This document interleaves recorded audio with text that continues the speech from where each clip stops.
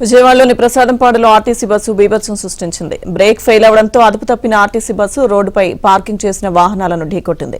ఆ తర్వాత పక్కనే ఉన్న కార్ల షోరూంలోకి దూసుకెళ్లింది. ప్రమాదంలో 2 కార్లు, ద్విచక్ర వాహనాలు ధ్వంసమయ్యాయి.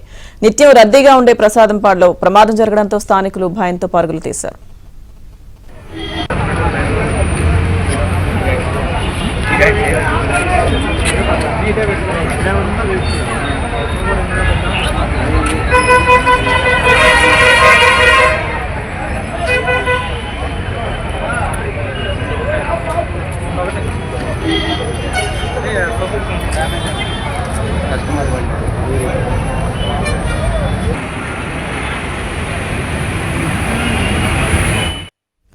విజయవాడలోని ప్రసాదంపాడులో ఆర్టీసీ బస్సు బీభత్సం సృష్టించింది. బ్రేక్ ఫెయిల్ అవడంతో అదుపు తప్పిన ఆర్టీసీ బస్సు రోడ్డుపై పార్కింగ్ చేసిన వాహనాలను ఢీకొట్టింది.